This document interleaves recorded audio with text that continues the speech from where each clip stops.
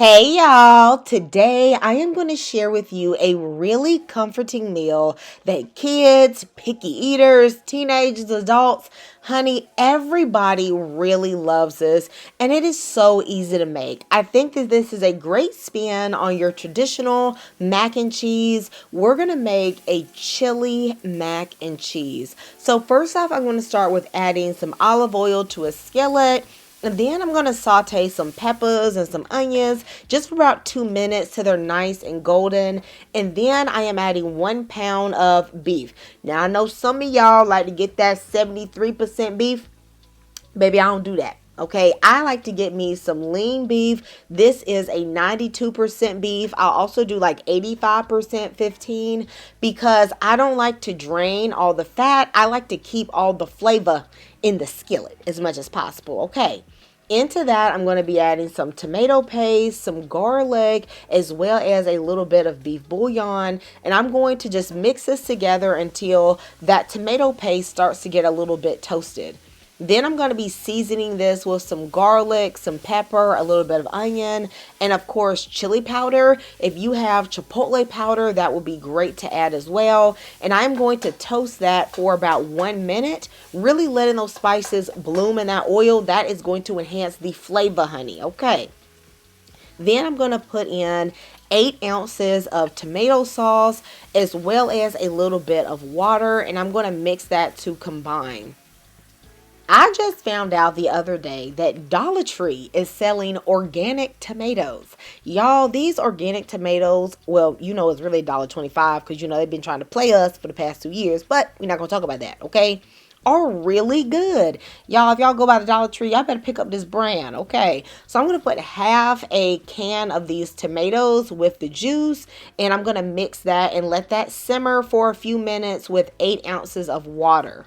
I'm also going to throw in that bay leaf because y'all know we got to throw in a bay leaf to let them know we can cook. Now, we don't know what flavor it really adds to the dish, but we know we got to put it in there, okay? So go ahead and cover this, put this on like a low and let this simmer for about 5 to 10 minutes. I forgot to add in a packet of Sazon Tropical, so I went ahead and threw that in there as well, but you can use any form of complete seasoning. At this point, you don't want to add anything else that has salt because we are going to cook down this liquid and you don't want the flavors to concentrate and for the chili to become too salty. So I'm going to cover this up back again. I'm going to cut this on the lowest heat setting and allow this to simmer for 25 minutes. When it was done, I know that it's finished because you start seeing that oil separate a little bit to the top, and I like to throw in a little bit of sugar. I'm going to let this cook with the top open just for a few minutes just to dry up some of the liquid because I personally don't like mine too loose. But if you want yours to be a bit more saucy, then you don't need to do that. I'm going to cook some macaroni noodles just according to those package instructions. Honey, y'all know what to do, okay? I'm going to throw in them elbows with a little bit of water and I'm going to cook it until it is al dente.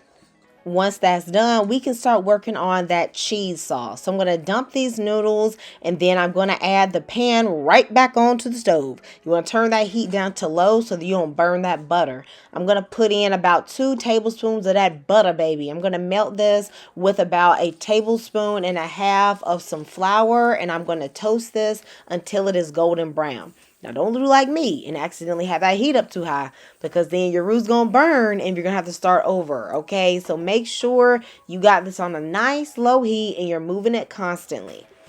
Once you have a light skin roux, we are going to add 12 ounces of evaporated milk. Baby, this is the cooking milk, okay? It has that nice, rich flavor. But you could also use half and half instead. But I wouldn't bust out that whole milk, okay? I don't think whole milk gonna have the flavor that you want in a nice cheese sauce. I'm going to add half of a block of cream cheese for some richness. But this is that reduced fat cream cheese. So it's not all the way rich, but it's definitely not broke. You see what I'm trying to say here? Okay. I'm using that, and then I am going to go in with whatever cheeses I have in my refrigerator. Honey, I had some Gouda, I pulled out some cheddar, I had a little mozzarella. Baby, you can use a Mexican cheese blend. Just use whatever cheeses that you want in your mac and cheese. I'm also going to add a little bit of heavy cream to loosen up the sauce, and you guys know I love some Vegeta. This is a wonderful all-purpose seasoning, especially when you don't want to use like chicken or beef bouillon. I really love this spice, and I'm just going to put a little bit of this into my cheese sauce just to my taste. But you can also add garlic powder, pepper, additional salt, Creole seasoning, whatever spices you like to have in your mac and cheese. Then I'm going to add in my noodles, and y'all, this is so creamy. You really could eat this like some stovetop mac and cheese, but y'all know I don't really play with stovetop mac and cheese. Let me know in the comments if you have ever tried a chili mac and cheese before. Also, let me know what are some of your favorite casserole recipes.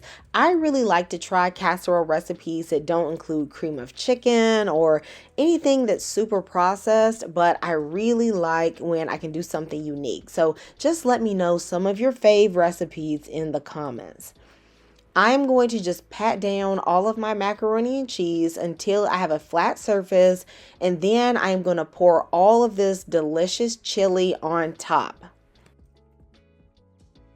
If you decided to make your chili a little bit more loose, like leave a little more tomato sauce in there, you're going to see that it's going to make your casserole a bit more loose, a bit wetter, which is fine. A lot of people really enjoy it that way. I like mine to be a little bit more on the dry or the stiff side, hence why I evaporated a lot of that liquid, but the choice is really going to be yours. Once I add on my chili, I'm then going to top it off with a bunch of cheese. I'm using whatever cheese I have left over. So there's a mixture of cheddar cheese and mozzarella. Once I top that off, I'm going to place this in the oven at 375 degrees for 25 to 30 minutes. You want to let this cook until the top is nice and golden brown.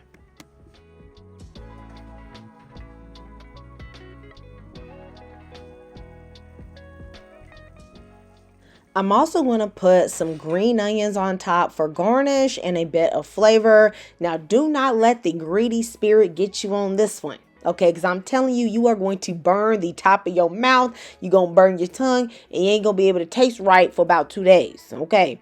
Honey, you better let this one sit for a good 15 minutes. And I promise you, honey, it is still going to be nice and piping hot. Baby, you know that looks so good. Tell me in the comments what you would serve this with. I feel like a little side salad and some garlic bread would be perfect. Y'all, let me know if you try this recipe. I'll see you next time in Kamira's Kitchen. Goodbye and God bless. Thank you so much for supporting this channel.